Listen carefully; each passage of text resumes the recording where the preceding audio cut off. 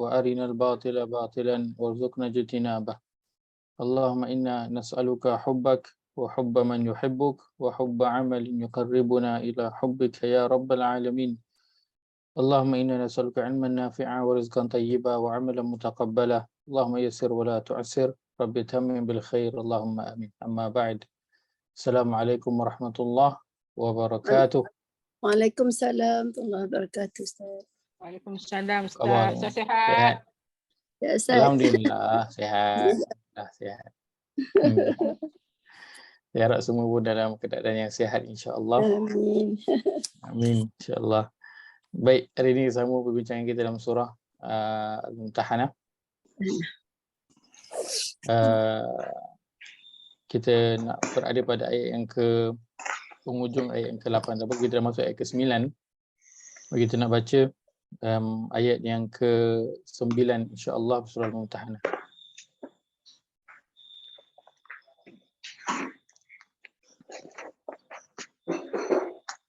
Surah yang ke-60 dulu, surah yang ke-60.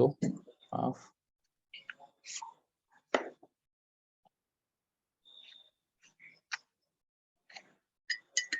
Ayat yang ke-9 insya-Allah pada muka surat 550.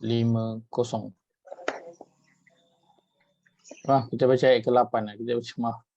Kita baca ayat yang ke-8 dahulu dan juga ayat yang ke-9. Ayat 8 dan juga ayat ke-9. Baik, Allah berfirman. Ayat adik. Ada Ustaz. Dia dapat. Alhamdulillah.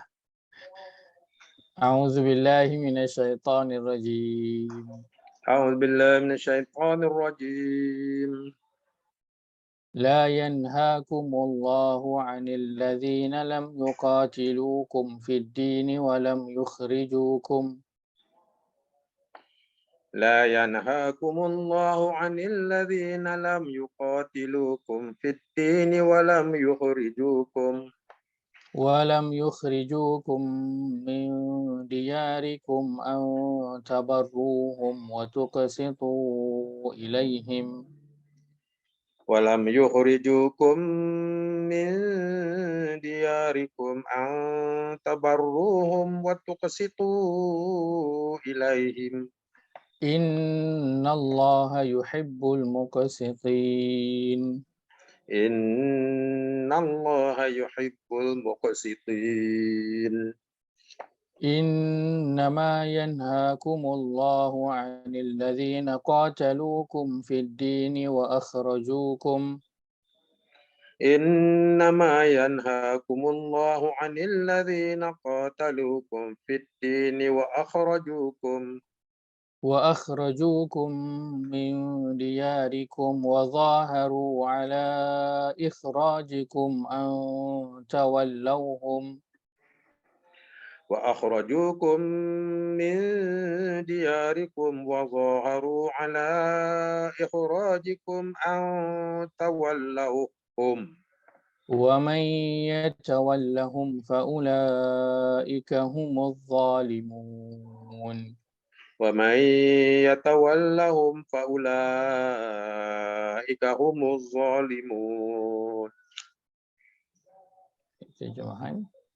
Allah tidak melarang kamu berbuat baik dan berlaku adil terhadap orang-orang yang tidak memerangimu dalam urusan agama dan tidak mengusir kamu dari kampung halamanmu. Sesungguhnya Allah mencintai orang-orang yang berlaku adil.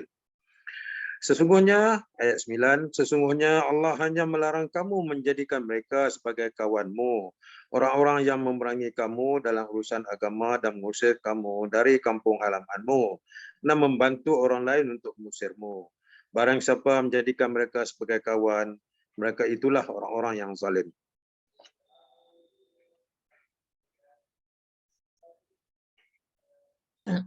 Baik. Ayat ke-8 daripada surah Al-Mumtahanah.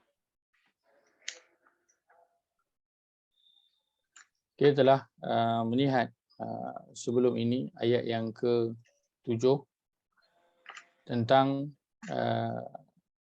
berita gembira yang Allah berikan kepada para sahabat ridwanullahi alaihim selepas berapa tahun? Berapa tahun kita sebutkan minggu lepas? Selepas lebih kurang 21 tahun.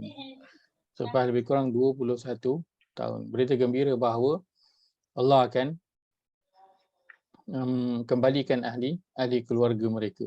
Dan itu yang terjadi ketika mana pembukaan Kota Mekah.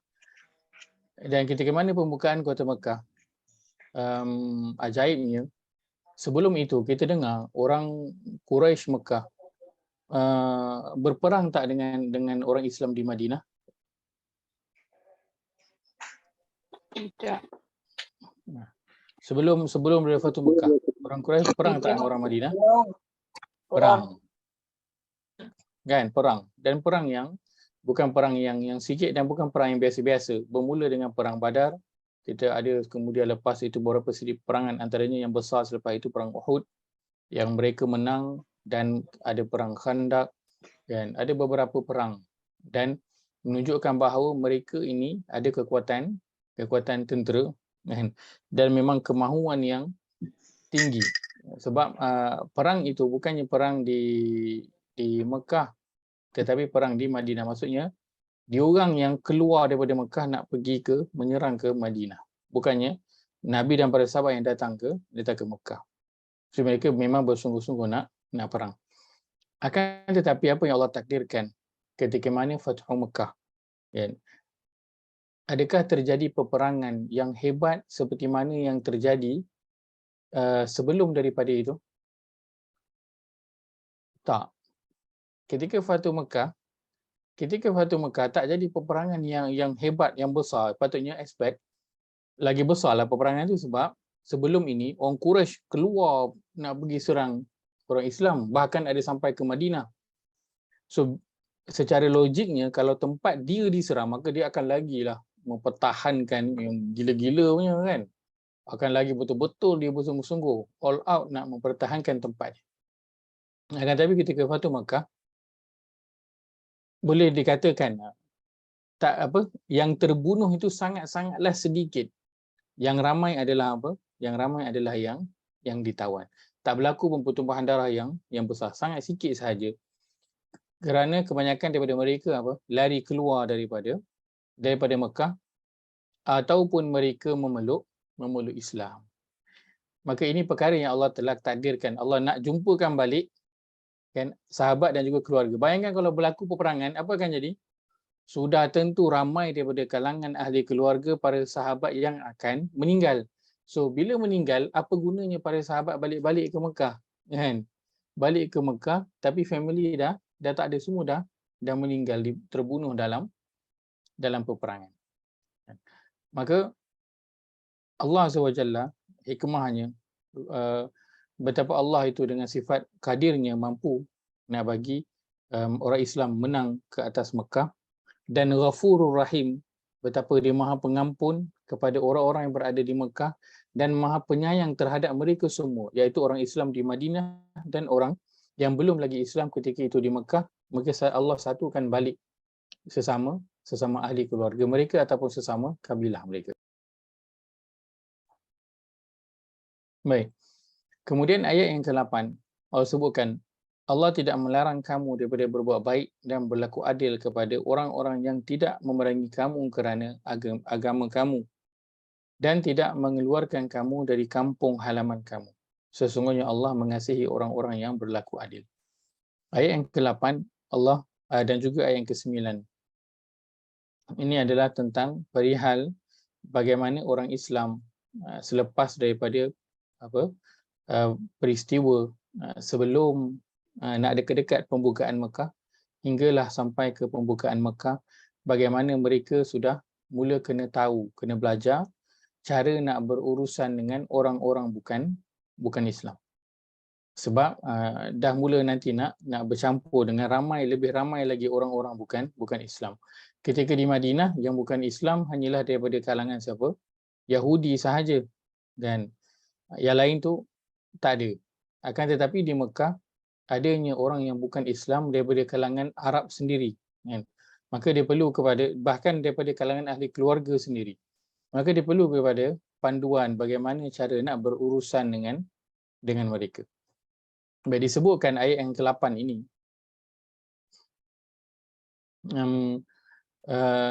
turunnya berkaitan dengan seorang wanita yang bernama Qutailah. Nama dia Qutailah. Saya tuliskan. Qutailah. Sebab turunnya ayat ke Ustaz? Ya, saya. Antara riwayat menyebutkan sebab turunnya ayat yang ke-8 ini.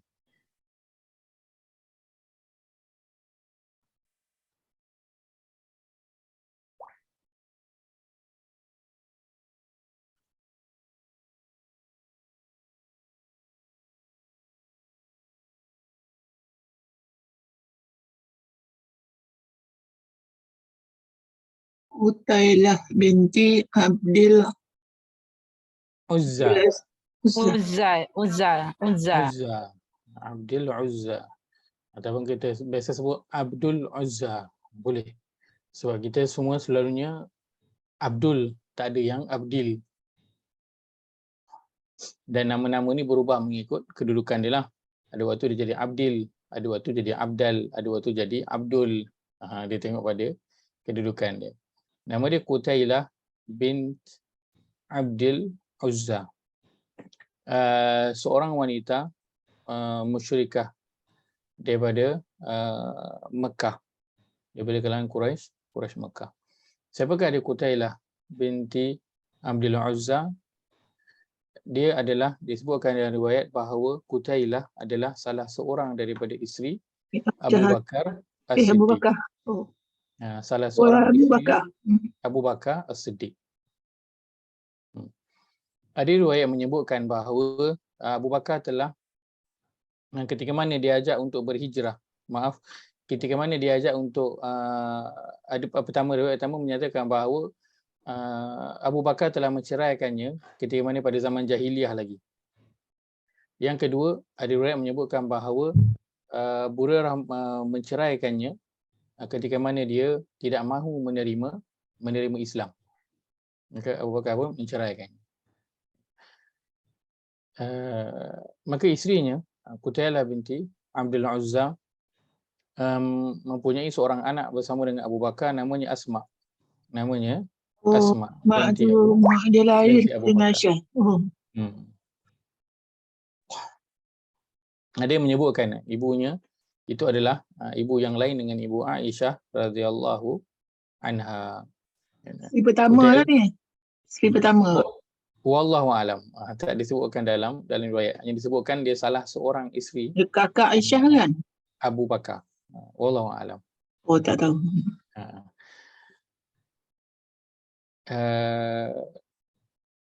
Maka Qutailah setelah daripada perjanjian Hudaibiyah. Apakah dia perjanjian Hudaibiyah? Perjanjian nanti kita akan lihat mungkin sedikit tentang perjanjian Hudaibiyah. Tapi secara umumnya perjanjian Hudaibiyah ialah perjanjian perdamaian di antara orang Islam dan juga Quraisy atau di Mekah. Antara isi utama perjanjian itu ialah sesiapa daripada kalangan orang Islam di Madinah yang pergi ke Mekah. Maksudnya dia pergi ke Mekah tu, dia nak baliklah, dia tak nak lagi jadi beragama dengan agama Islam. Dia nak balik ke Mekah kerana agama lama dia. Maka orang-orang di Mekah tidak perlu menghantar balik orang Madinah yang datang ke Mekah. Tak perlu.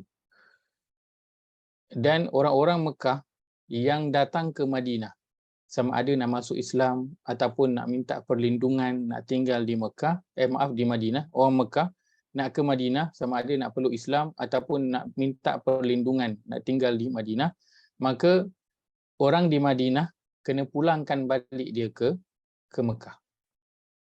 Perjanjian dia macam tu. So orang Madinah pergi Mekah, orang Mekah tak payah pulang balik. Orang Mekah pergi ke Madinah, orang Madinah kena pulang balik, hantar dia balik ke Mekah. Maka perjanjian ini secara zahirnya nampak seimbang ke ataupun berat sebelah?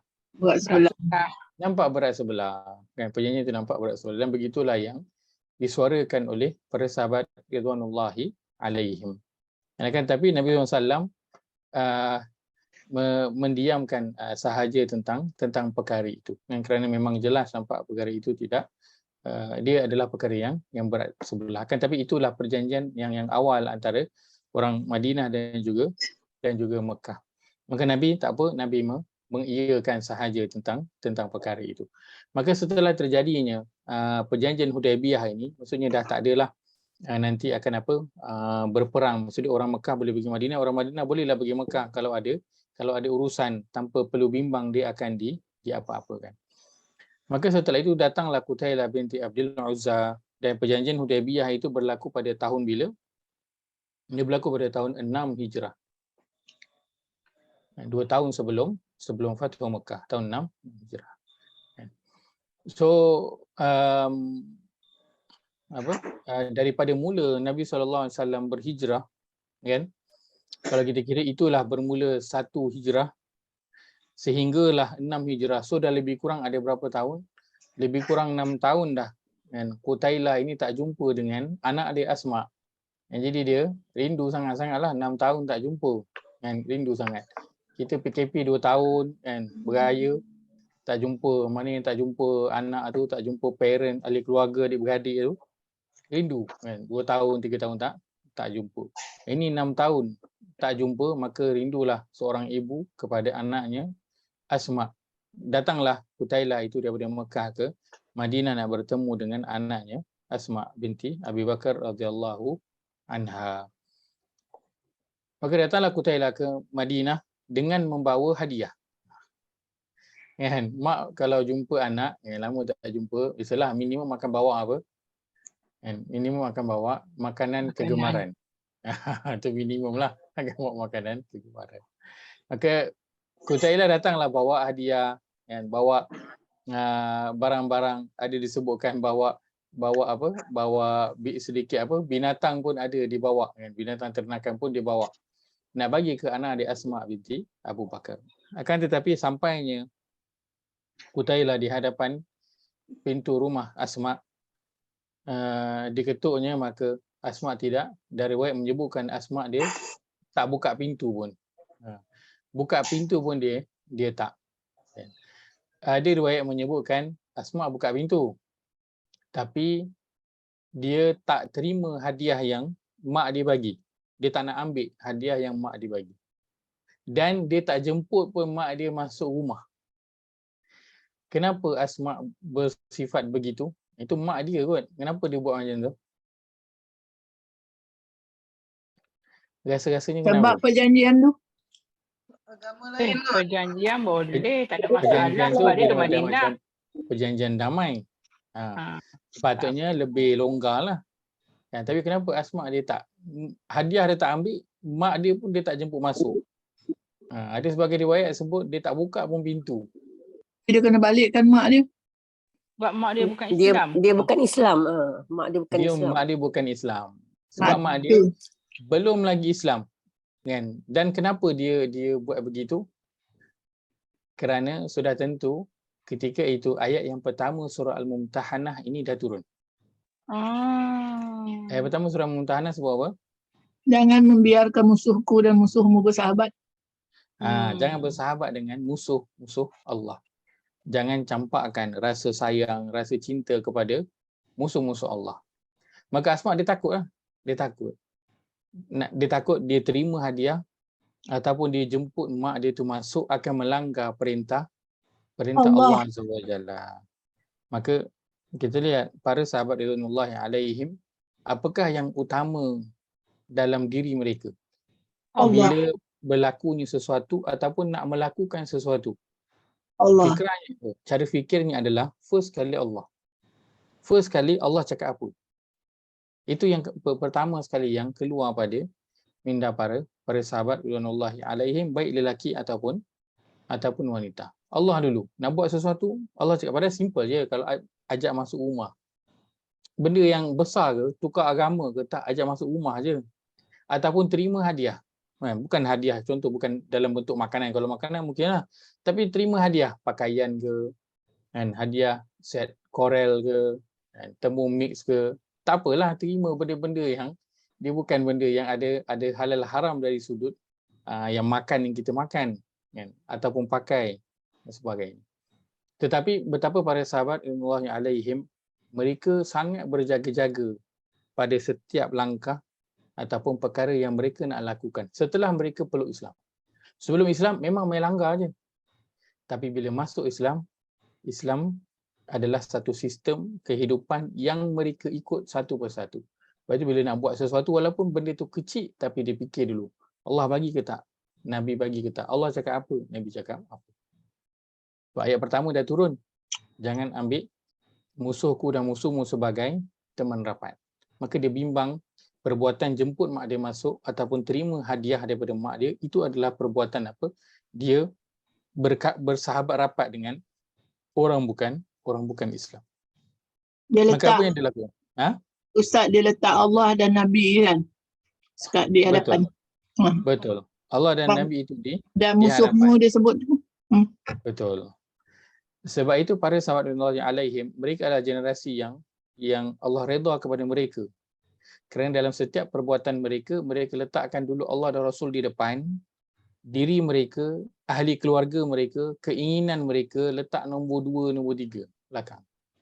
First kali Allah, Rasul, kemudian orang-orang yang beriman, mereka letak dulu di depan.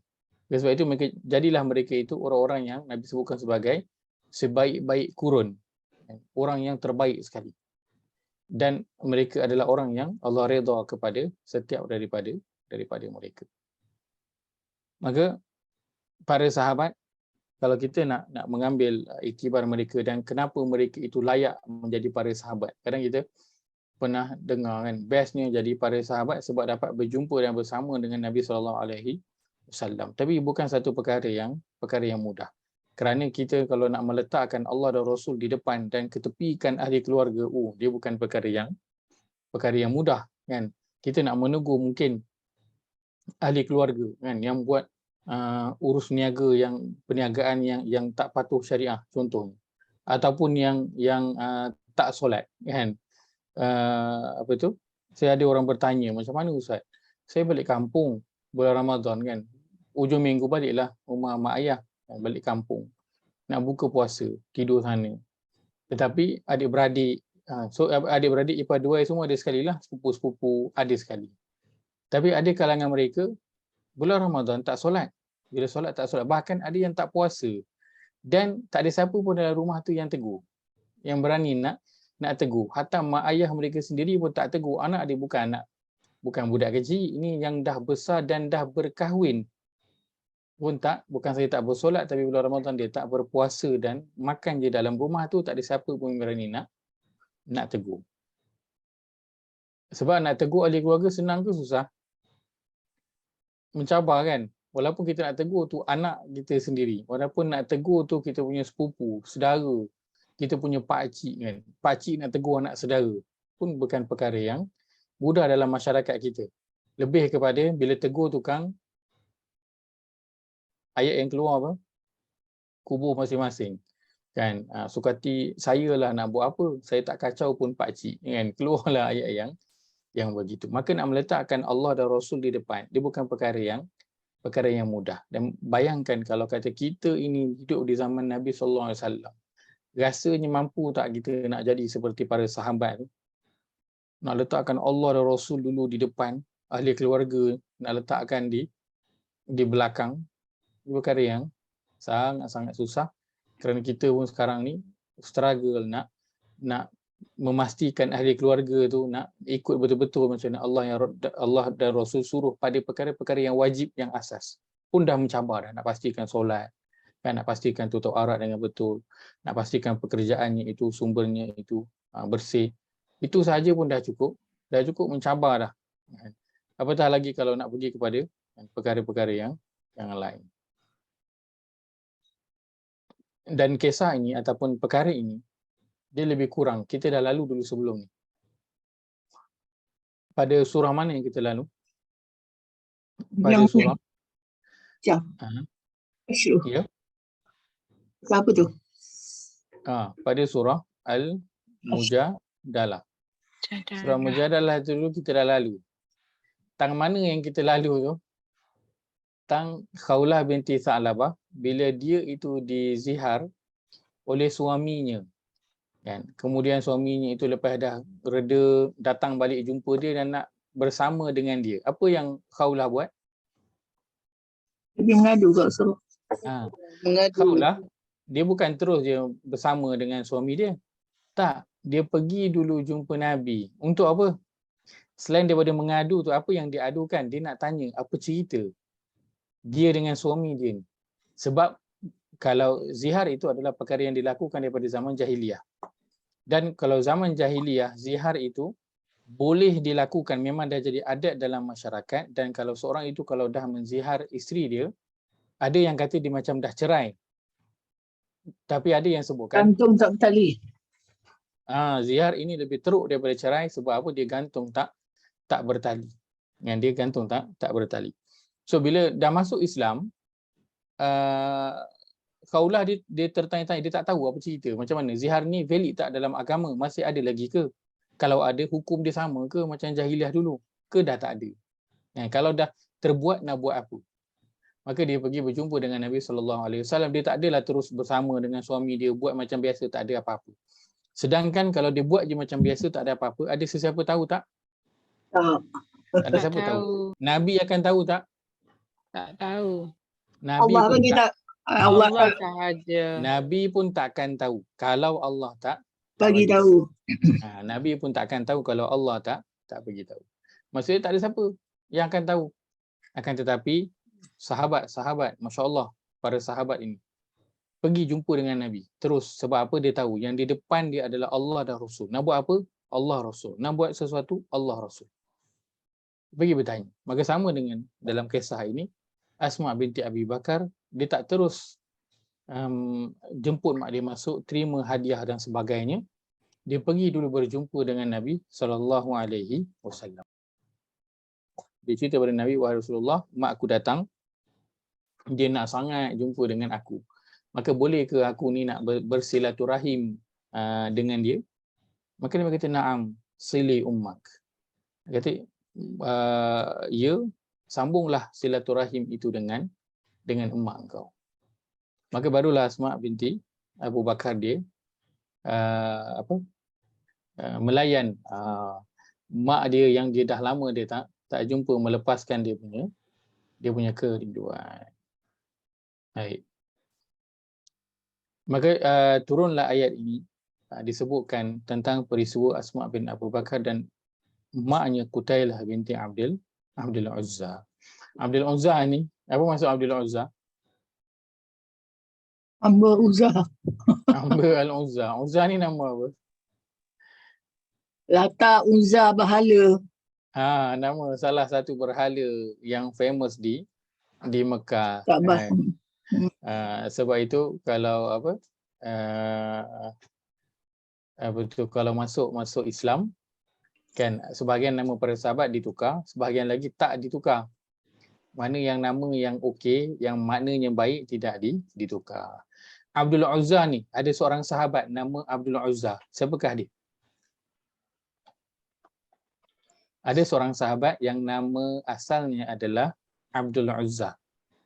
Ketika yang anak angkat Nabi tu ke? Bukan? Bukan.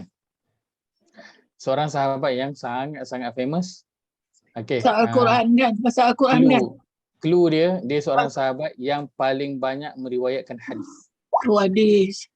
Sahabat yang paling banyak meriwayatkan hadis. Bukan. Clue pertama. Bukan. Clue kedua, dia adalah ahli suffah. Dia Disupah. adalah ahli suffah. Tak ada lagi. Clue yang ketiga, ketiga, nama dia ada kena mengena dengan kucing.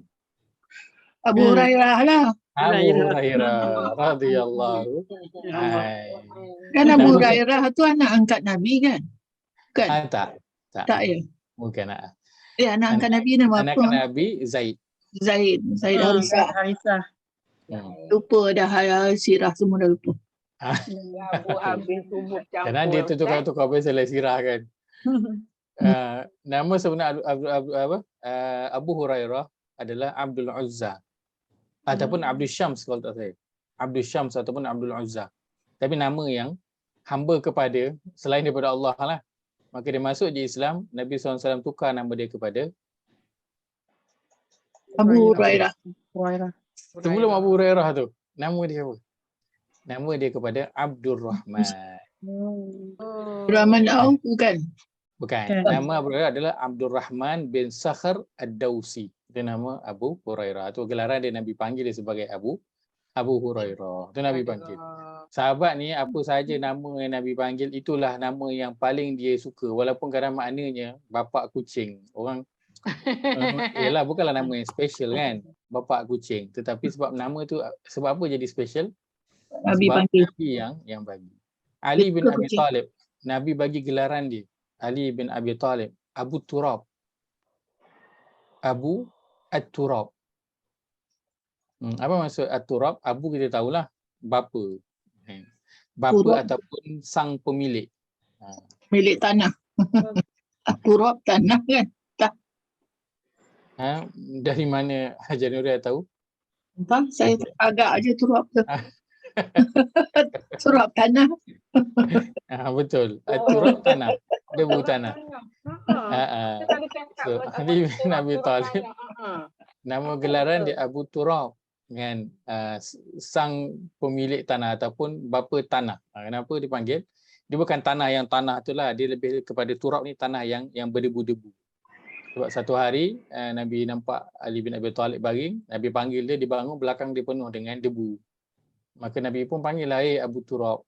So sahabat tak kisah, suka nama yang Nabi bagi itulah nama yang dia orang akan suka, Abu Turab. Yang nama yang Dan duduk gelar-gelar dia orang ya, bagi nama.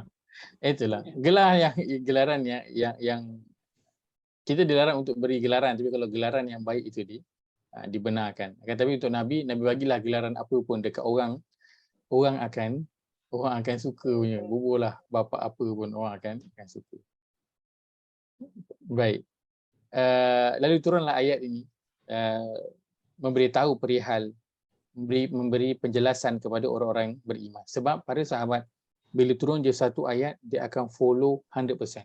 So bila turun je ayat jangan bersahabat baik dengan orang bukan Islam. Maka para sahabat strict langsung tak ada. Tak ada berjumpa, berlepak, bercakap pun tak ada dah. Bercakap pun tak. Sebab dia takut termasuk dalam golongan orang yang Allah sebutkan la tatakhidhu aduwwi wa aduwwakum awliya. Dia takut termasuk dalam tu ayat pertama surah Al-Mumtahanah. Maka turun ayat yang ke-8 ni, Allah bagi. Okey, Allah bagi, Allah terangkan lagi macam mana cara yang sepatutnya nak berurusan dengan orang bukan Islam. Maka Allah kata Allah tak larang kamu nak berbuat baik kepada orang-orang yang lam yuqatilunakum fid din. Ini poin. Orang-orang yang orang bukan Islam tetapi dia tidak memerangi kerana agama. Ini poin penting. Dia tak perang ataupun dia tidak bermusuh kerana agama. Kerana kita dalam kehidupan kita kadang ada je yang kita bergaduh dengan orang kan, tapi bergaduh dengan perkara yang lain-lain lah. Yang bergaduh sebab berniaga ke kan, bergaduh sebab nak rebut tempat ke ya, macam-macam lah perkara yang digaduhkan kan, pokok termasuk rumah sebelah bergaduh. Akan tetapi bergaduh yang paling tinggi yang dilarang oleh agama adalah dia bermusuh kerana agama. Kerana bila bermusuh kerana agama, maka yang kebaikan yang lain semua akan ditolak.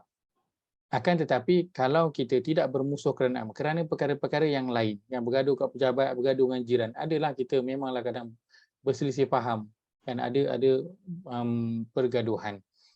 Akan tetapi selagi bukan dia bergaduh bermusuh itu bukan kerana agama, maka dia adalah perkara yang insya-Allah dia tak lama dan dia akan boleh untuk dibaiki. Tapi kalau kita bermusuh kerana agama, maka orang akan pergi kepada satu peringkat yang sangat dahsyat, iaitulah sampai berbunuh-bunuh. Maka yang dilarang oleh agama adalah kita berbuat baik kepada orang bukan Islam yang dia tu tak suka dengan agama kita. Dia tak suka dengan agama kita. Itu dilarang oleh agama. Dia tak suka kita ini solat, dia tak suka kita azan, dia tak suka kita buat masjid, dia tak suka. Maka orang-orang yang begini dilarang, Allah larang untuk kita berbuat baik. Akan tetapi orang yang dia tak kisah pun, lantak kau lah, kau nak solat, kau nak azan, nak buat apa benda itu, terpulang kan. Maka Islam tak melarang perkara tersebut. Kenapa? Kerana ada orang Islam yang dia itu dimusuhi kerana hanya dengan pakaian. Sebab apa? Dia pakai tudung je. Kan kat negara bukan Islam kan, sebab dia pakai tudung je. Terus kena buang kerja, orang pulau dia, orang pukul dia sebab dia pakai tudung. Ada yang sebab ada janggut. Kan, ada janggut. Kena buang kerja, kena pulau, kena pukul, kena kutuk kan, kena maki. Maka dia bermusuh kerana apa? Kerana agama. Maka orang-orang yang begini Allah larang untuk kita berbuat baik kepada mereka. Akan tetapi jika mereka tak kisah pun tentang agama, kan, bahkan dia tak mengeluarkan kita pun daripada rumah kita kan. Ini ada ke lagi Ustaz orang yang kan mengeluarkan kamu daripada kampung halaman kamu? Betapa ayat Al-Quran ini dia cerita tentang perkara yang dahulu dan perkara yang memang dia akan terjadi. Walaupun mungkin kita tidak menghadapinya ataupun mungkin kita belum pun melihat perkara tersebut. Akan tetapi bila disebut oleh Al-Quran, maka ia adalah perkara yang dia memang akan terjadi selagi mana bumi ini ada. Maka selagi mana bumi ini ada, akan adalah orang-orang Islam yang dihalau daripada diarihim, daripada kampung halaman mereka, daripada tanah air mereka. Mungkin kita tak rasa perkara itu, akan tetapi orang-orang Islam yang berada di negara yang lain, contohnya orang-orang Rohingya contohnya, ya. Ataupun di China tu apa, macam mana nak sebut nama dia, Uyghur ke Uyghur ke kan, golongan itu yang sekarang ini mereka apa nak dihalau, bukan saja nak dihalau, nak dihapuskan daripada penempatan itu. Macam-macam lah yang dibuat kepada mereka, nak diusir daripada kampung halaman. Begitu juga orang-orang Palestin yang terus sampai ke hari ini diperlakukan begitu. Maka akan tetap ada berterusan orang bukan Islam yang nak menghalau orang Islam keluar daripada tanah air mereka. Walaupun kita alhamdulillah tak menghadapi situasi itu dan tak pernah pun menghadapi situasi itu. Dan tak pernah pun menghadapi. Terkena halau, tak pernah lah. Alhamdulillah. Akan tetapi itu tidaklah bermakna kita ini tak perlu mengambil kisah tentang saudara-saudara Muslim kita yang lain, dan ayat ni mungkin bagi kita tak hidup. Sedangkan dia berada dalam masyarakat Islam, itu orang Islam yang masih lagi dihalau keluar daripada bumi mereka. Maka untuk dua orang yang tidak melakukan dua perkara ini, pertama apa, dia tidak memusuhi kerana agama. Yang kedua, dia tak menghalau keluar daripada kampung halaman kita, tanah air kita, daripada rumah kita. Maka untuk orang bukan Islam yang begini, Allah kata antabarruhum wa tuqsitu ilaihim. Allah tidak melarang untuk nak apa? Nak buat baik kepada mereka dan berlaku adil kepada mereka. Boleh nak lakukan kedua-dua perkara ini. Antabarruhum dia asal daripada perkataan apa? Baru. Dia berasal dari perkataan albir. Perkataan yang kita dah biasa dah, albir ni. Albir. Kita ada wa ta'awanu 'alal birri wat taqwa. Kita ada birrul walidain. Kita ada dalam Quran orang-orang yang albir ini namanya siapa? Dalam surah Al-Insan namanya al-abrar. Orang yang baik. Orang-orang yang baik. Maka maksud albir ini adalah boleh nak apa? Nak duduk bersembang dengan dia, nak ngeteh, nak bagi hadiah, nak tukar hadiah kan. Nak bagi apa? Daging korban. Kan? Nak bagi contoh, ada sebahagian orang yang masuk pada kategori apa? Muallaf, al-muallafati qulubuhum, orang-orang yang nak dijinakkan hati dia, maka boleh diberikan bantuan dari sudut keuangan.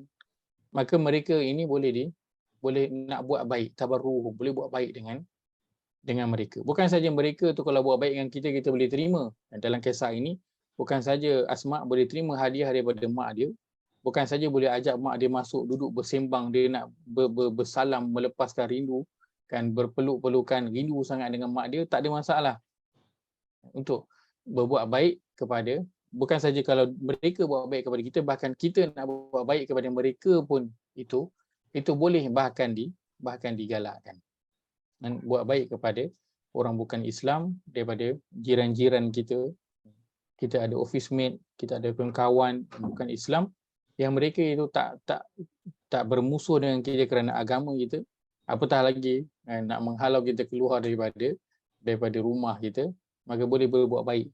Kalau raya nak hantar juadah raya, nak hantar kuih raya, nak bagi duit raya, boleh nak lakukan yang demikian. Wa tuqsitu ilaihim, ini Allah ingatkan. Wa tuqsitu ilaihim, terjemah letakkan apa? Berlaku adil. Baik. Kalau kita lihat, ini saja saya kongsikan dari sudut bahasa sikit. Root word untuk perkataan wa tuqsitu. Apakah root word dia? Situ. Qaf, Sin, dan juga ta. Qaf, sin dan juga ta. Maksudnya apa? Waktu ke situ tu maksudnya apa? Berlaku adil. Adil. Okey, baik. Kalau kita lihat pada surah yang kita baca, surah yang ke-74,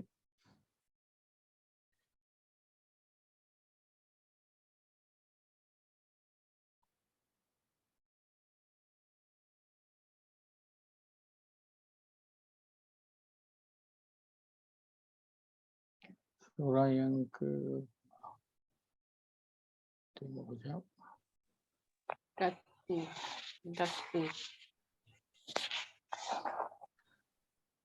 Ini macam mudhari aja kan? Ya, betul. Surah ke-72, surah Al-Jin.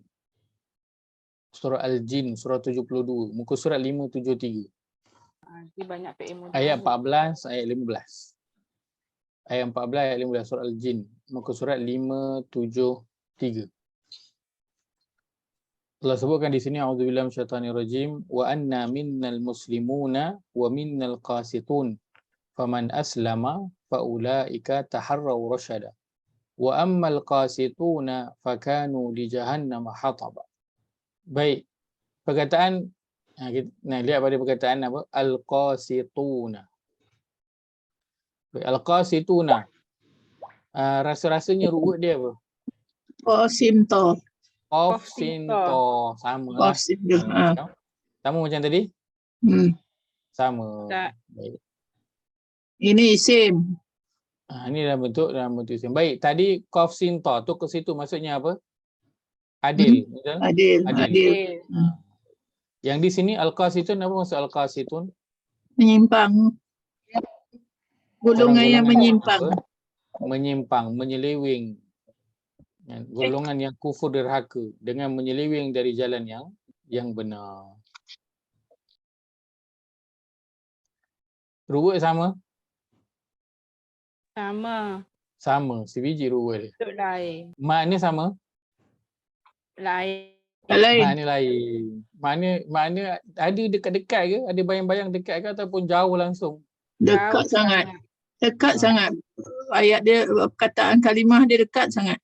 Teks Arabnya dekat sangat. Terjemahannya jauh. Terjemahannya jauh.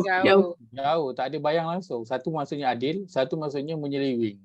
Kan? Siap satu isim, satu fa'il. Macam satu berlawan pula adil dengan menyeleweng. Satu maksudnya adil, satu lagi maksudnya adalah menyeleweng. Tapi daripada ruwet yang sama. Maka itulah antara keunikan bahasa Arab Al-Quran. Rukun yang sama tapi dia bagi makna yang berbeza. Beza kat mana? Kalau lihat dekat kamus, bezanya pada kata terbitan dia. Kata terbitan kalau masuk Alif lam. Qistan itu adalah maksudnya adil. Kata terbitan yang Qustan ini maksudnya yang selewing, yang menyeleweng. Pakistan. So bezanya sikit je pada baris sahaja, tetapi maknanya itu jauh berbeza. So itulah antara kelebihan uniknya bahasa Arab Al-Quran. Ini jinas Yang satu dia apa Ustaz? Balik semula Ustaz. Adil yang menyeleweng dia apa? Menyeleweng tadi Qustan. Qustan ataupun Qustan ataupun Qusutan.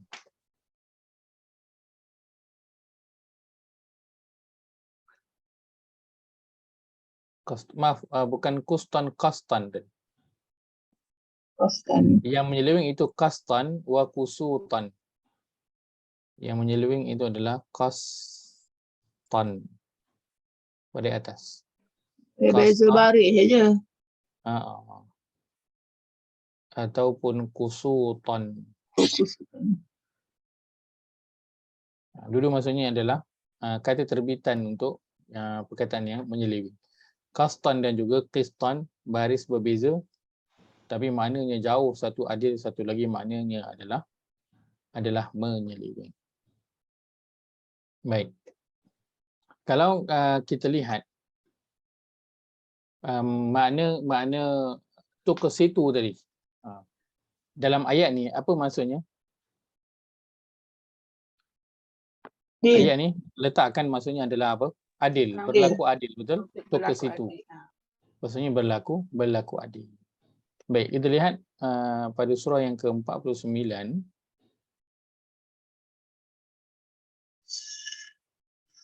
Banyak lagi nama dia. Tak.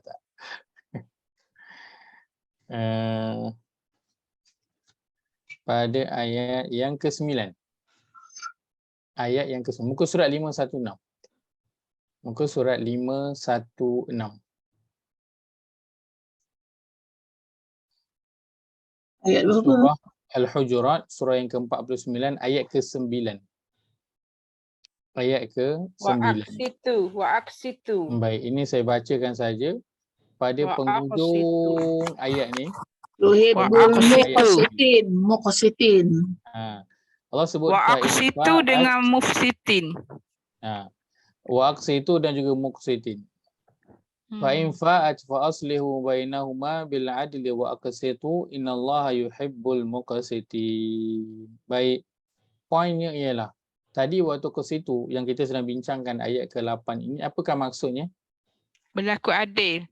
Berlaku adil. Dekat sini Allah sebut fa aslihu bainahuma bil dan berlaku adil lah kamu. Berlaku adil, orang-orang yang berlaku adil. Bil adli wa aqsitu. Adli maksudnya apa? Kalau aqsitu tadi maksudnya adil. Adil. Kalau adli maksudnya adil. So dua-dua maksudnya adil. Ya. Ya. So betul ke tak apa? Kan? So keduanya dengan adil serta berlaku adil lah. Terjemahan boleh takkan. Dua-dua maksudnya adalah adil. Akan tapi kita tahu kalaulah perkataan itu adli dan juga aqsitu sama ke perkataan dia ataupun lain? Kalimah lain. Lain. So Maksud kalau sama. perkataan yang lain mesti ada beza walaupun sedikit, betul tak? Mesti ada beza lah walaupun sedikit. Sebab betul. Kalau maknanya sama kan tak perlulah Allah letakkan apa? Allah letakkan dalam satu ayat ni lah. Sini dia rujuk pada orang mukmin dua-dua. Rujuk pada orang mukmin. Baik. Satu perbuatan. Satu perbuatan, satu suruhan semua sama. Sifat. Kita Itu ada adil. fi'il amal. Amal lah suruhan. Itu fi'il amal. Wa aqsitu. Satu kita ada, kalau tulis dalam Arabnya, satu kita ada al-adl, Al-adl. satu kita ada al-qist, Aqsitu. al-qist. Kedua-dua maksudnya adalah adil. Al-Quran letakkan terjemahannya kedua-duanya adalah adil. Baik. Sebentar. Bateri nak habis. Okey.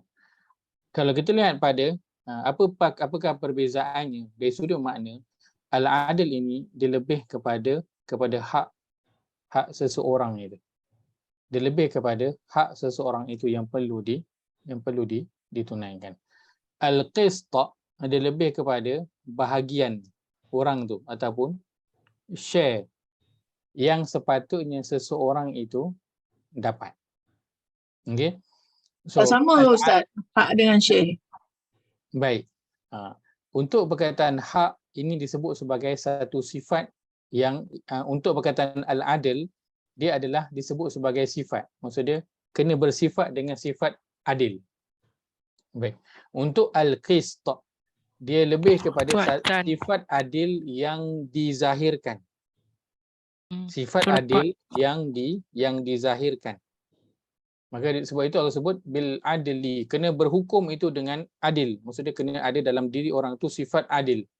Dan Allah kata wa aqsitu, dan zahirkanlah sifat adil itu dengan berikan kepada orang lain bahagian-bahagian mereka. Baik, kalau apa beza hak dan juga bahagian? Hak itu dia boleh jadi keseluruhan itu orang tu punya. Bahagian dia boleh jadi dalam pada portion kita, dalam satu benda itu ada portion kita dan portion orang lain. So ada kita punya dan ada orang lain punya. So bahagian orang lain tu kena bagi, tak boleh nak ambil semua. Adapun hak kadang dia boleh jadi, contoh kalau kita cerita antara orang Islam dan juga orang bukan Islam. Kan? Orang bukan Islam contohnya mereka ada katakan aset, contoh dia orang ada tanah. Contohnya kan. So bila orang Islam ambil alih, tak bolehlah tanah itu diambil. Sebab apa? Memang itu hak mereka. So kena bagilah kepada mereka, itu hak mereka. So 100% itu dia orang punya hak mereka. Adapun bahagian, katakan kan, dalam pada satu tempat itu, contoh katakan tanah, adanya dapat ghanimah sebahagian daripadanya. Maka sebahagian sahaja contoh kita punya dan sebahagian lagi adalah orang bukan Islam punya. Maka kena bagilah bahagian yang diorang punya. Tak boleh kita ambil semuanya untuk kita. Maka Allah gunakan pada ayat ini bila berurusan dengan orang bukan Islam, Allah kata antabarruhum wa tuqsitu ilaihim. Kena buat baik dan berlaku adil. Dan perkataan yang Allah gunakan untuk represent adil itu adalah tuqsitu. Allah tak guna wa ta'dilu dan berlaku adil lah. Allah guna wa tuqsitu. Menunjukkan kepada orang Islam kena berlaku adil hatta pada bahagian-bahagian yang kecil kepada orang bukan Islam. Kena berlaku adil hatta pada bahagian-bahagian yang kecil orang bukan Islam. Kalau memang itu hak mereka, bahagian mereka kena diraikan, kena diberikan. Kerana apa? Kerana bila kita cerita tentang contoh pemerintahan, akan ada dalam negara Islam yang namanya apa? Namanya kafir harbi, ada namanya kafir zimmi ataupun kafir muahad. Maka ada orang kafir yang duduk di bawah pemerintahan negara Islam ataupun dia bukan duduk dalam negara Islam tu, di negara lain tapi dia minta perlindungan daripada negara Islam. Maka orang Islam, kerajaan Islam kena bagi hak-hak mereka ini dengan adil. Kalau hak mereka itu untuk mereka bebas beragama, maka kena bagi mereka itu bebas untuk nak beragama. Kalau hak mereka itu boleh nak bergerak bebas dalam negara Islam, boleh nak berniaga, boleh nak buka syarikat, buka pusat perniagaan. So itu hak mereka. Kena tunaikan semua hak-hak mereka itu hatta pada bahagian-bahagian yang kecil. Kan timbul sekejap dahulu di Saudi Arabia. Bila keluar berita, pemerintah Saudi Arabia mengharamkan untuk buka speaker luar masjid tu. Kan kecoh, pernah kecoh sekejap dulu kan. Kerajaan Saudi Arabia dia melarang untuk nak buka speaker luar masjid di sana. Maka orang kata habislah kan, Saudi ini dah jadi negara yang makin sekular lah. Tapi bila kita melihat pada detail berita itu, yang dilarang adalah apa? Yang dilarang adalah untuk nak buka speaker luar masjid waktu ada kuliah-kuliah. Contoh kalau ada ceramah lah, kalau kita cerita kita kuliah maghrib lah. Kuliah maghrib tak dibenarkan guna speaker luar masjid. Kenapa? Kerana di luar daripada tanah haram itu ada orang-orang bukan Islam yang tinggal di situ. Maka hak mereka adalah untuk tidak diganggu waktu yang tak sepatutnya diganggu. Azan memang dia itu kena dilaungkan kuat. Maka sebab itu boleh nak guna speaker luar. Akan tetapi untuk tazkirah ataupun kuliah maghrib, dia bukan perkara yang wajib untuk digunakan sampai guna loudspeaker. Maka sebab itu kerajaan Arab Saudi melarang menggunakan loudspeaker kerana nak menunaikan hak orang bukan Islam yang diorang ada hak juga dalam negara Islam, iaitu untuk duduk dengan keadaan yang merasa aman. Bukannya maksudnya menggadaikan agama tak, tetapi menunaikan hak orang bukan Islam yang duduk di dalam negara Islam. Maka perkara ini perlu dipelajari bagi orang Islam, kena pelajari apa hak orang bukan Islam dalam negara Islam. Kena belajar.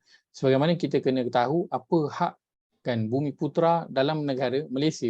Orang bukan Bumi Putera pun kena tahu hak Bumi Putera dan kena hormat hak Bumi Putera yang berada dalam negara Malaysia. Maka begitu juga hak orang bukan Islam, hak mereka itu perlu ditunaikan. Dan sebagaimana kalau diorang dah buat agama melarang merobohkan tempat-tempat ibadah. Agama melarang. Maka hak mereka orang bukan Islam untuk beramal dengan agama mereka, dan mereka bebas untuk nak ada rumah ibadah, dan orang Islam tak boleh ganggu rumah ibadah mereka. So itu hak mereka. Allah gunakan waktu ke situ, hatta pada bahagian yang kecil-kecil pun orang Islam kena tunaikan, kena berlaku adil kepada mereka. Jangan kerana kita ini majoriti, kita tuan rumah, maka kita pun suka hati je buat kepada golongan minoriti. Agama melarang itu walaupun dia kepada orang yang berlainan dengan agama kita, asalkan mereka itu dia tak bermusuhan dengan kita kerana agama dan juga tak menghalau kita keluar daripada kampung halaman. Akan tetapi untuk orang yang dia bermusuh kepada kita kerana agama, maka agama tidak beri sedikit pun ruang kepada mereka. Sedikit pun tak bagi peluang, tak bagi chance. Memang agama menyuruh untuk bertindak keras dengan orang yang, kalau dalam bahasa Arabnya disebut sebagai kafir harbi. Orang kafir yang dia nak bermusuh, dia nak melawan agama. Maka agama tak bagi peluang. Adapun untuk orang yang kafir yang duduk bawah pemerintahan, dia dengar, dia tak buat kacau, tak bermusuh, maka orang Islam kena menunaikan hak yang mereka sepatutnya dapat. Maka Allah gunakan di sini perkataannya waktu situ, bukan waktu adilu. Menunjukkan kepada bahagian-bahagian kecil pun kena tunaikan. Kalau itu adalah hak mereka yang perlu mereka dapat, so kena tunaikan. Tak boleh nak tak boleh ambil ringan.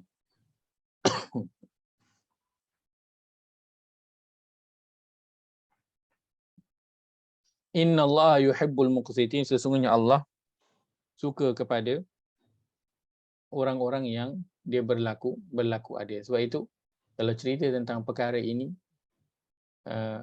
yang selalu dijadikan rujukan adalah firman Allah. Kita lihat pada surah yang ke-5, ayat yang ke-5.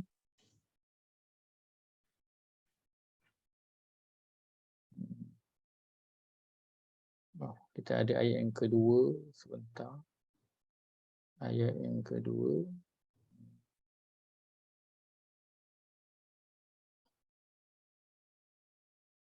Baik. Tengok yang ke-8 lah, kita tengok yang ke-8. Maksudnya lebih kurang. Kita ada pada ayat yang kedua dan juga pada ayat yang ke-8. Muka surat 108. Muka surat 108 surah Al-Maidah surah yang ke-5 ayat yang ke-8.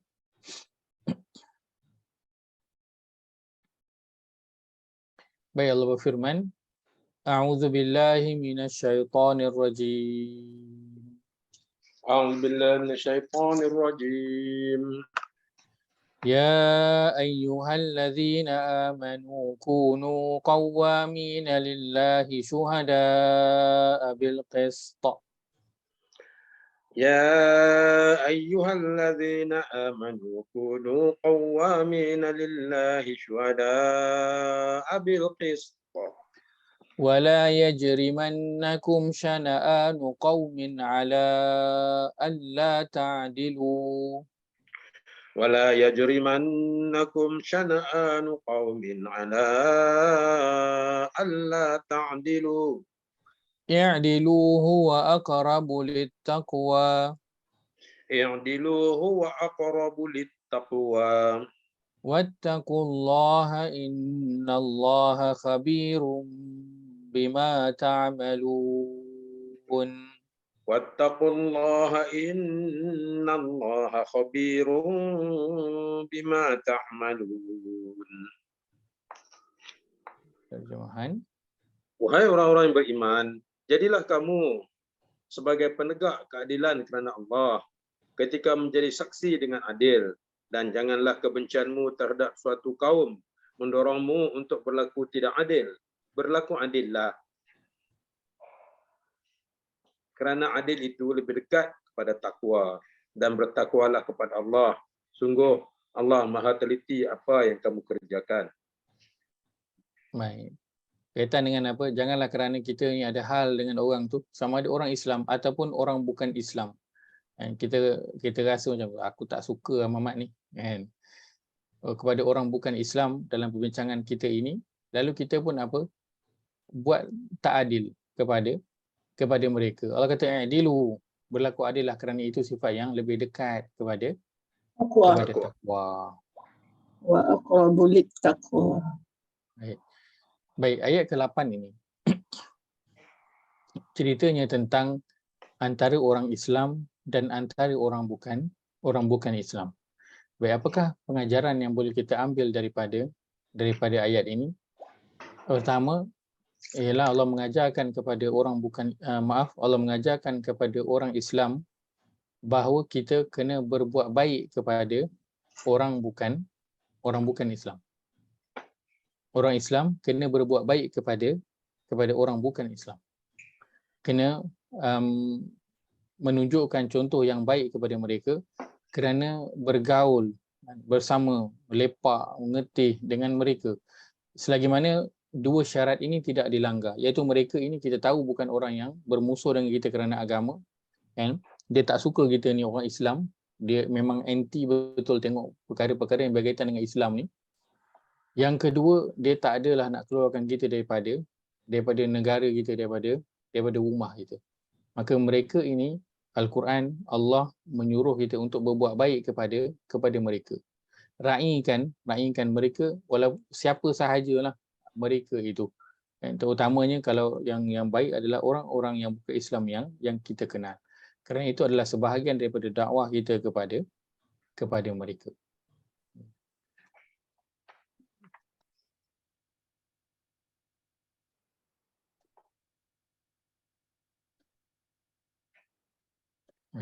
Sebab itu kalau kita lihat antaranya Brother Firdaus Wong, kan, dia semua kenal dia. Bila sampainya, kan, tahun baru Cina, dia pergi ziarah dia punya mak dia belum lagi Islam, pergi ziarah mak dia, raikan kerana agama tidak melarang daripada berbuat baik kepada mereka. Boleh raikan mereka, pergi sekali nak raya bersama-sama, bagi duit raya, terima duit raya, bagi hadiah, terima hadiah. Kalau nak makan boleh cuma pastikan makanan itu dia makanan yang halal. Akan tetapi agama menyuruh untuk buat baik. Sampai aja raya Cina nak bagi baju raya, boleh. Ajak dia belanja, pergi shopping raya, boleh. Itu yang digalakkan oleh agama. Daripada kalangan ahli keluarga ataupun kita buat kepada orang bukan Islam yang bukan daripada kalangan ahli keluarga kita. Kerana nak meraihkan mereka. Akan tapi perayaannya berkaitan dengan agama. Maka agama melarang sama sekali daripada menyambutnya. Seperti mana Christmas contohnya. Maka agama melarang untuk menyambutnya, kan, memberi ucapan, memberi hadiah sempena sambutan dan sebagainya. Larang sama sekali. Lain daripada itu, agama tidak pernah melarang untuk berbuat baik kepada orang bukan Islam, bahkan itu adalah antara dakwah yang terbaik kepada mereka. Sebab itu kalau kita lihat kepada para sahabat ridwanullahi alaihim, kita selalu dengar orang kata Islam ini dia tersebar dengan cara apa? Perang, kan? Tersebar dengan cara perang. Ganaslah kira. Tapi kalau kita lihat negara-negara yang telah ataupun orang-orang yang telah masuk Islam setelah orang Islam datang ke negara mereka, masuk Islam, lepas tu bila orang Islam balik ke negara asal, tinggalkan mereka kekal di dalam agama Islam itu. Menunjukkan kepada mereka masuk Islam dengan rela, bukan dengan paksaan. Kerana untuk masuk agama Islam tidak pernah ada paksaan untuk nak masuk agama. Tak ada orang yang boleh paksa orang bukan Islam untuk masuk Islam, tak ada. Agama tak benarkan. Itu yang Al-Quran sebutkan la ikraha fid din. Tidak ada paksaan untuk orang bukan Islam untuk masuk Islam. Tak ada. Tapi kalau siapa yang dah masuk Islam, memang terpaksalah ikut cara Islam. Dia tak ada pilihan pula, bukan. Jangan paksa-paksa saya, kan, nak tutup aurat. Tak boleh. Kalau dah masuk agama, kena terpaksalah ikut cara Islam lah. Kan, sebagaimana kalau orang yang dia bawa kereta, kalau orang tu dia jalan kaki, kan, dia tak perlu pun pakai seat belt. Kalau dia jalan kaki, tak payah pakai seat belt lah, sebab tak ada kena-mengena dengan dia. Kalau dia jalan kaki, dia tak perlu pun jalan sebelah kiri siapa jalan lambat, yang nak memotong jalan sebelah kanan. Tak perlu. Itu untuk siapa? Untuk kereta. Tapi kalau orang tu dia naik kereta, dia kena ikut tak semua peraturan kereta, jalan raya? Wajib ikut. Dia tak ada pilihan untuk tak ikut. Dia wajib ikut. Tapi kalau dia tak naik kereta, tak payahlah ikut. Dia tak wajib pun. Dia hanya wajib untuk siapa yang memandu kereta. Maka begitu juga agama. Siapa yang tak masuk agama, tak wajib pun nak ikut peraturan agama Islam ini. Bahkan tak wajib pun dia nak masuk Islam. Akan tapi kalau dia dah masuk Islam, maka dia wajib untuk nak mengikut segala peraturan yang ada dalam agama. Itu perkara yang pertama. Yang kedua, daripada ayat ini, pengajarannya yang kita dapat yang besar ialah jika Allah mengingatkan dalam ayat ini agar kita berbuat baik dan berlaku adil kepada orang bukan Islam, maka adalah lebih utama untuk apa?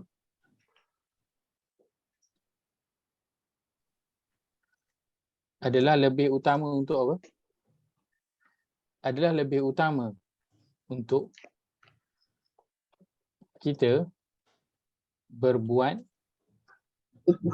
baik dan berlaku adil kepada siapa? Kalau bukan Islam lah. Kepada orang Islam. Lebih utama. Kalau dalam ayat ini sebut, Allah perintahkan antabarruhum wa tuqsitu ilaihim, buat baik dan berlaku adil kepada orang bukan Islam. Maka adalah lebih utama untuk kita berbuat baik kepada orang Islam. Nabi Muhammad sallallahu alaihi wasallam, kalau kita lihat baginda dalam sirah baginda sallallahu alaihi wasallam, ketika baginda berdakwah ke Taif, apa yang terjadi kepada baginda? Bagaimana penduduk Taif menyambut Nabi Muhammad sallallahu alaihi wasallam? Baling batu. Menyambut dengan baling batu, kan? Sambut dengan cacian dan juga makian. Sedangkan Nabi datang itu, adakah datang dengan niat untuk bermusuh?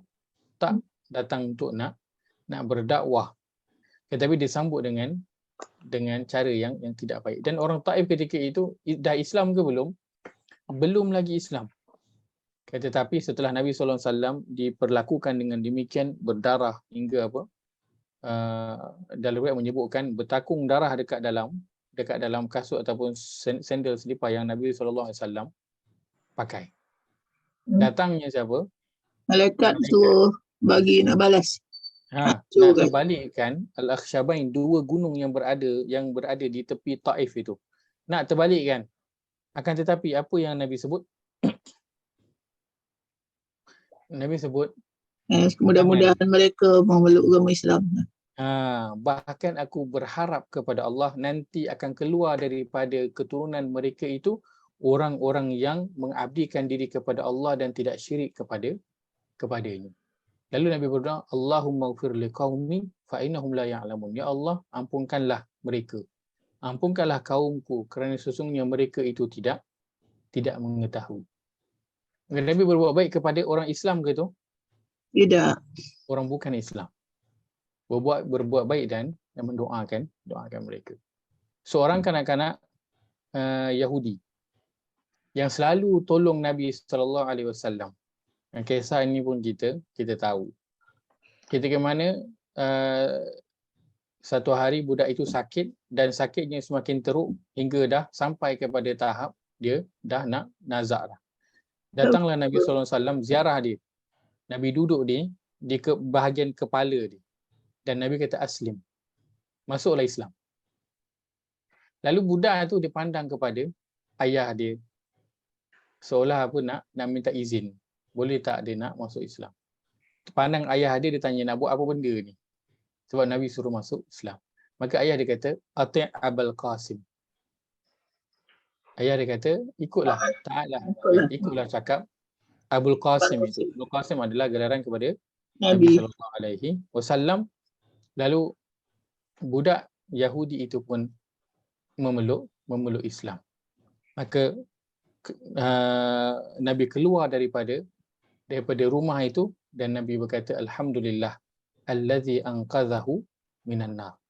Segala pujian, kesyukuran pada Allah yang telah menghindarkan dia, menjauhkan dia daripada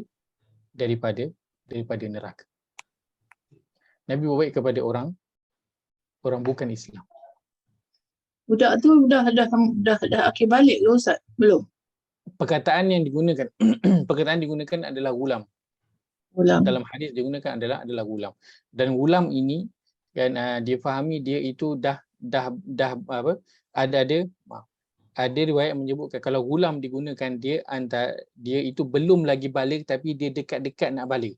Katakan umur balik maksimum dalam Islam untuk lelaki adalah 15, maka dia waktu tu dah mungkin dah umur 12, 13, umur dia yang sekitar begitu. Perkataannya adalah gulam, tapi dia belum lagi balik. Dia minta untuk tapi dia selalu berkhidmat, dia tolong Nabi SAW. Nabi buat baik dengan dia. Dan dalam hadis Nabi SAW sebutkan man kana yu'minu billahi wal yaumil akhir falyukrim. Siapa yang beriman kepada Allah dan juga hari akhirat maka hendaklah dia memuliakan siapa? Dalam hadis sebut memuliakan tetamu dia. Satu lagi hadis menyebutkan apa? Falyukrim jarah. Maka hendaklah dia memuliakan apa? Memuliakan jiran dia.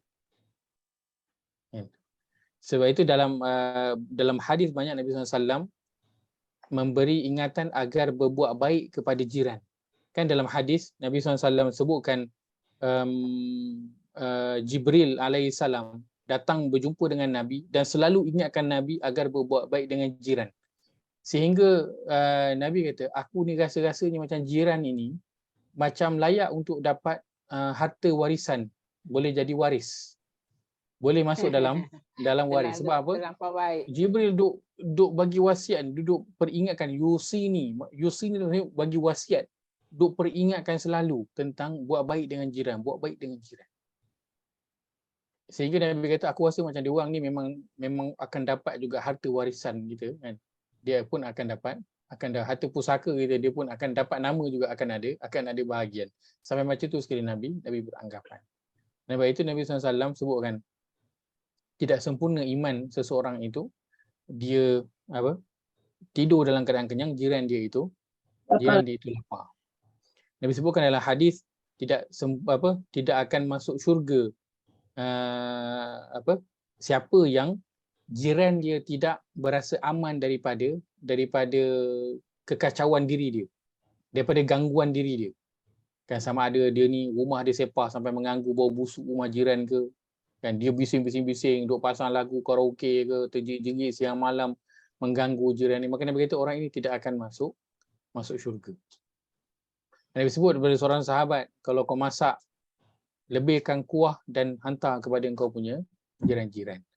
Dan dalam banyak hadis yang ceritakan tentang jiran-jiran, buat baik dengan jiran dan sebagainya ini, ada tak Nabi sebut jiran Islam yang kena buat baik itu? Tak. Nabi sebut umum jiran. Maksudnya jiran yang Islam dan jiran yang bukan Islam. Sebab konteks dulu di Madinah ada yang bukan Islam ketika di Madinah, Yahudi. Ketika di Mekah ada juga yang bukan Islam. Maka berbuat baik Nabi berpesan kepada jiran, dan tak mesti kepada Islam, dia juga kepada orang bukan Islam. Baik. Dan Abdullah bin Mubarak, dia disebutkan sebagai penghulu tabi'in. Abdullah bin salah seorang tabi'in yang kelima, salah seorang ulama tabi'in. Dia kata satu kisah tentang Abdullah bin Mubarak. Dia ini berjiran dengan seorang Yahudi. Satu hari jiran dia Yahudi itu nak jual rumah dia. Dia nak jual dengan harga 2,000 dinar. Orang yang nak beli tu dia kata, rumah kau ni value dia bukan 2,000 dinar, value dia hanya 1,000 dinar je. Bukan 2,000 dinar, value-nya hanya 1,000 dinar je. Jiran Yahudi tu kata, betul, rumah aku ni value-nya 1,000 dinar je. Tapi 1,000 dinar tu, so 1,000 dinar tu untuk aku harga rumah ini, dan 1,000 dinar lagi aku nak bagi kepada jiran aku, iaitu siapa? Abdullah bin Mubarak. Sebab dia nak buat baik kepada jiran dia, Abdullah bin Mubarak. Sampailah khabar itu kepada Abdullah bin Mubarak. Dia pergi jumpa jiran dia Yahudi itu. Dia kata, kenapa kau nak jual kau punya rumah? Jiran Yahudi dia kata, aku ada hutang nak bayar. Lalu Abdullah bin Mubarak pun bagi berapa amount yang diperlukan untuk selesaikan hutang jiran Yahudi dia tu. Dan dia kata, la tabi'ha, jangan jual rumah ni. So, duduklah dekat situ dan terus berjiran.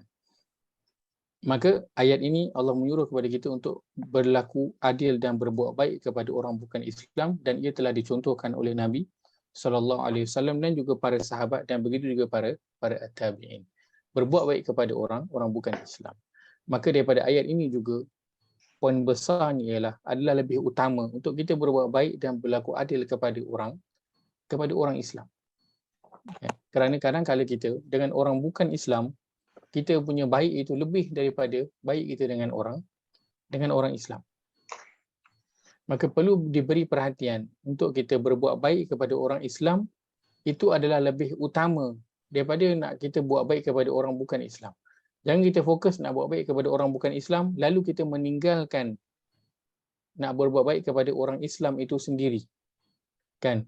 Umpama orang kata, kera di hutan disusukan, anak di rumah kelaparan.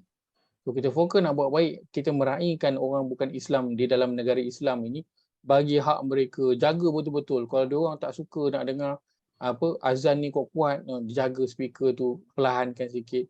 Tak boleh nak dengar ngaji, perlahankan sikit. Tak suka sangat nak nampak Islam sangat negara ni dalam undang-undang dia, kita pun guballah bagi tak berapa sangat nampak Islam dan sebagainya. Kita meraihkan hak orang bukan Islam hingga apa?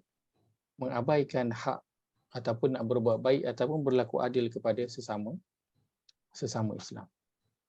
Maka berbuat baik kepada orang Islam itu adalah lebih utama.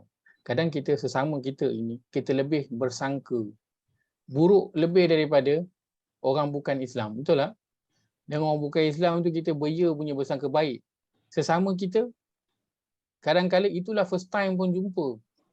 Tapi dalam hati tu dah berkata-kata macam kenal luar dalam dah dengan orang tu. Mamat ni buat baik je ni kan. Menyampah betul lah tengok dia ni kan. Konon-konon lah pakai kopiah tu, ingat baik lah tu. Baru beberapa kali jumpa, bahkan baru kali pertama jumpa, tapi dah dalam hati tu dah berkata macam dah kenal lama. Sedangkan berbuat baik kepada orang bukan Islam itu, berbuat baik kepada orang Islam itu adalah lebih utama untuk dilakukan. Maka jangan tinggalkan untuk kita buat kebaikan kepada orang Islam yang ada di keliling kita, kawan kita, jiran-jiran kita. Buat baik kepada mereka, dan yang paling dekat adalah kepada siapa? Kepada adik-beradik kita. Jangan tinggalkan mereka. Ketika mana kita terus nak mendalami ataupun memperkasa diri kita dengan kefahaman agama, maka jangan tinggalkan saudara Muslim kita yang lain. Ajak mereka juga. Share kepada mereka juga tentang apa yang kita dah belajar daripada Al-Quran ini. Share kepada mereka. Mereka berhak untuk mendapat perkara itu daripada kita. Pengetahuan tentang agama. Untuk mereka merubah kehidupan mereka, untuk betulkan jalan dalam kehidupan ini. Maka jangan tinggalkan kita punya adik-beradik, kita punya saudara mara, kita punya kawan yang lebih. Kalau kita kawan kita okey lagi. Adik-beradik, saudara mara. Maka buat baik kepada mereka. Mereka adalah orang Islam yang terdekat dengan kita. Maka buat baik dari sudut fizikal, maksudnya kalau mereka perlukan duit, mereka perlukan bantuan, bagi. Buat baik dari sudut spiritual. Jika kita lihat mereka perlukan kepada teguran, perlukan kepada tambahan berkaitan ilmu tentang agama, maka berikan kepada mereka, bantu mereka, cari jalan macam mana nak ajak mereka belajar dekat dengan Quran. Macam mana nak ajak mereka untuk mula baca Quran, nak faham dan juga nak amalkan Al-Quran. Itu lebih utama untuk kita lakukan bersama-sama sesama Muslim dan yang paling dekat dalam kalangan kaum kerabat kita, untuk kita beri perhatian bersama-sama. Kerana Allah sebutkan dalam ayat ni, antabarruhum wa tuqsitu ilaihim innallaha yuhibbul muqsitin. Sesungguhnya Allah mengasihi orang-orang yang dia berlaku adil, menyerahkan hak setiap orang yang berada di keliling dia dengan secara yang sepatutnya. Nabi SAW sebutkan orang-orang yang berada di sekeliling kita ini dari kalangan kaum kerabat kita, mereka itu ada hak ke atas diri kita. Maka hak mereka yang wajib kita tunaikan adalah hak tentang kefahaman agama. Kita berhak berikan kepada mereka kefahaman tentang agama. Maka berlaku adillah kepada mereka dengan berikan hak mereka, iaitu beri kefahaman tentang agama. Kalau tengok mereka mungkin tak berapa nak menjaga solat, ataupun tak berapa nak menjaga puasa Ramadan dia, ataupun tak berapa nak menjaga aurat, percakapan, perbuatan, pergaulan, maka hak mereka ke atas kita adalah untuk kita menasihati mereka. Itu hak mereka ke atas kita. Kalau kita tak lakukan, maka kita tidak menjadi al-muqsitin, orang yang berlaku adil kepada mereka. Kerana itu hak mereka untuk mendapat nasihat daripada kita, untuk mendapat teguran daripada kita sebagai seorang Muslim dan juga kaum kerabat yang terdekat.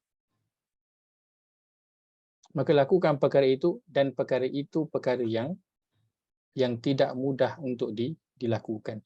Sebab itu Allah sebut innallaha yuhibbul muqsitin. Sesungguhnya Allah mengasihi orang yang dia berlaku adil. Allah sebut Allah sayang, Allah cinta, Allah kasih pada orang yang berlaku adil. Sebab apa? Sebab nak berlaku adil ini bukannya mudah, dia susah. Sebab tu kalau siapa yang berusaha untuk buat, maka dia adalah orang yang Allah akan sayang, Allah akan cinta. Maka ayat ke-8 mengajar kepada kita untuk berbuat baik kepada orang bukan Islam dan berlaku adil kepada mereka. Orang bukan Islam berhak untuk mendapat pengetahuan tentang agama ini. Bahkan adalah lebih utama untuk orang Islam, kita kena buat baik kepada mereka apapun bentuk.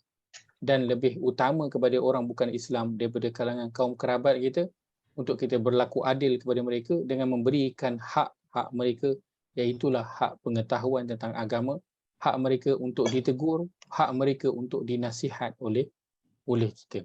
Maka kita nak menunaikan hak kaum kerabat kita daripada kalangan orang Islam yang hak mereka itu nanti mereka akan tuntut kepada kita nanti di akhirat. Dia akan kata, saya punya sepupu tak pernah cerita pun kat saya punya saudara yang tak pernah tegur pun saya buat macam ni dan macam ni. Itu hak mereka ketika di dunia yang kita kena tunaikan. Jika tidak, nanti mereka akan sebut nanti ketika di akhirat bahawa hak mereka itu tidak ditunaikan, maka berlaku adillah kepada mereka dengan menunaikan setiap hak-hak mereka itu. Wallahu ta'ala a'lam. Itu saja saya kongsikan pada malam ini. Moga ada manfaat dapat diambil. Aqulu qawli hadza wa astaghfirullah al-azim li wa lakum. Allahumma ja'al hadza jama'ana jama'an marhuma wa tafarruqana min ba'dihi tafarruqan ma'suma. Allahumma inna na'udzubika min ilmin la yanfa', qalbin la yakhsha', wa min nafsin la tashba', wa min da'watin la yustajabu laha. ربنا اغفر لنا ولإخواننا الذين سبقونا بالإيمان ولا تجعل في قلوبنا غلا للذين آمنوا ربنا إنك رؤوف رحيم. اللهم ارحمنا بالقرآن واجعله لنا إماما ونورا وهدى ورحمة. اللهم ذكرنا منه ما نسينا وعلمنا منه ما جهلنا وارزقنا تلاوته آناء الليل وأطراف النهار على الوجه الذي يرضيك عنا. اللهم اجعل القرآن ربيع قلوبنا ونور صدورنا وجلاء أحزاننا وذهاب همومنا وغمومنا وقائدنا وسابقنا إلى رضوانك وإلى جناتك جنات النعيم. ربنا آتنا في الدنيا حسنة وفي الآخرة حسنة وقنا عذاب النار. سبحان ربك رب العزة عما يصفون. سلام على المرسلين والحمد لله رب العالمين. Kita tutup dengan tasbih kifarah. Subhanakallahumma wa bihamdika asyhadu an la ilaha illa anta astaghfiruka wa atubu ilaih. Jazakumullah khairan pada semua meluangkan masa pada malam ini. Moga Allah nilai dia sebagai amal yang salih insya-Allah. Jazakumullah khairan, barakallahu fikum. Terima kasih semua. Assalamualaikum warahmatullahi wabarakatuh. Ustaz, boleh tanya sikit tak Ustaz? Ustaz, boleh tanya sikit tak? Boleh, Pasal silakan. tadi kan yang larangan disebutkan tadi pasal perayaan yang orang bukan Islam tu kita dilarang bersama ke menyambut dan apa semua. Tapi kalau mereka bagi kita juadah-juadah dia macam buah-buahan, kuih-kuih, boleh ke kita makan dan terima Ustaz? Saya tidak tahu dapat. Kalau mereka kalau dia orang yang bagi, tak apalah untuk kita terima. Tak apa kalau dia bagi, tak apa untuk kita terima. Niat kita untuk nak berbuat baik, nak menunjukkan akhlak yang baik kepada mereka. Asalkan dia tidaklah dia bagi itu kita pun ucaplah dengan ucapan perayaan mereka itu, taklah kan, setakat kita ucapkan terima kasih. Terima kasih je. Itulah kadang sembunyi dalam rumah, tak nak berjumpa dengan dia suruh anak pergi ambil. Kita kan takut terlepas tersebut ucapan tu. Maknanya ucapan-ucapan macam Merry Christmas, Kong Hipat Choi tu semua tu tak patut diucapkan lah. Itulah kadang kita dah ambil tu, kita nak cakap terima kasih, kita macam rasa bersalah pula sebab kalau kita hari raya dia siap datang beritahu selamat hari raya apa semua kan. Betul. Saya dulu ada 3 jiran semua Cina. Depan, belakang, kiri. Tapi sekarang 2 dah pindah, tinggal 1 sebelah lagi. Dia 3 tu selalu bagi macam-macam. Kadang kita pula was-was makan kan. Boleh insya-Allah. Cuma kalau makanan tu tak confirm halal tu, itu je lah. Kita tak makan lah kan. Cuma nak terima tu boleh insya-Allah. Macam kuih-kuih tu kan, kuih-kuih biskut tu kita tak tahu biskut tu dibuat di mana apa semua kan, apa campur. Betul. Kalau kita buang macam mana? Kalau dia lah kita pun tak makan kan, tak boleh nak makan, so terpaksalah kita berilah makan kepada siapa yang boleh makan kan, bagi kucing makan ke kan, bagi pada binatang untuk makan ke, sebab kita pun macam buah-buahan tu tak ada masalah lah. Buah-buahan tak ada masalah lah. Yang lain. Betul. Apa buah-buahan? Kadang nampak macam hai teruk sangat kita ni. Orang bagi makan tu kuih-kuih kan, takkanlah kuih-kuih letak benda-benda yang haram yang kata letak daging babi ke apa ni, kita tak tahu. Kan apa benda bahan-bahan yang ada macam sushi contohnya kan. yang banyak yang tak halal ni adalah pada sos dia, bukan pada dia punya bahan-bahan tu. Sos dia tu yang banyak yang tak halalnya. Kan? Sedangkan sos tu kita anggap macam biasa je, semua sos halal. Sos itu yang tak halal kan. Kalau tengok video sekarang orang duk pergi makan dekat apa? Gordon Ramsay punya restoran tu kan. Dihidangkan dia punya daging tu kan. Orang kata daging mungkinlah, daging takkanlah tak halal, daging halal lah kot Malaysia punya. Tapi dia punya kuah tu, dia punya gravy tu dia buat pada red wine. Gravy. So orang ingat kuah macam tak ada benda, sos macam tak ada, tapi bahagian itu yang tu berjaga-jaga itu adalah lebih baik untuk menjaga agama, seperti para sahabat mula dulu kedepankan Allah dan juga Rasul. Biarlah orang nampak kita ni macam ke belakang sangat, tak apalah, asalkan kita mendahulukan Allah dan juga Rasul. Wallahu a'lam. Okay, terima kasih Ustaz. Sorry. Sama-sama, tak apa. Terima kasih Ustaz. Terima kasih semua. Tahniah Ustaz. Ustaz, anak ke berapa Mana baby? Tunjuk Ustaz. Yang keempat. Dah tidur ke? Haris, tunjuk tu ambil Amru. Amru nama dia, Amru bin Amru. Nama dia Amru. Nama, sebenarnya nama sahabat Amru bin Al-As. Seorang sahabat yang ketika itu masih lagi baru masuk Islam, yang saya inspired dengan kisah dia.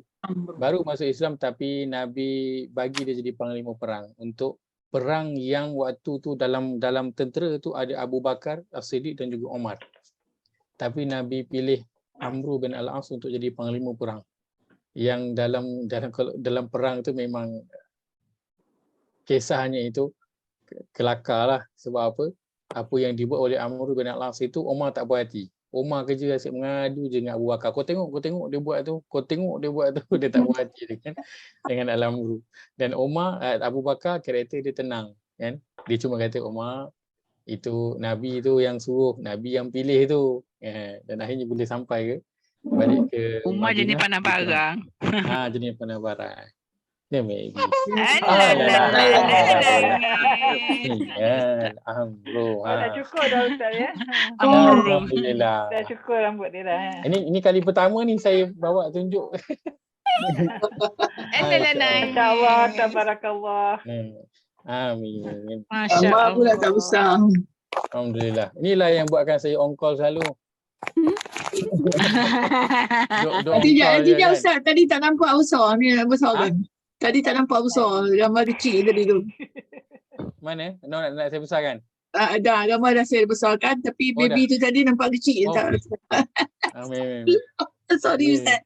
Tak apa. Amru. Merah pipi.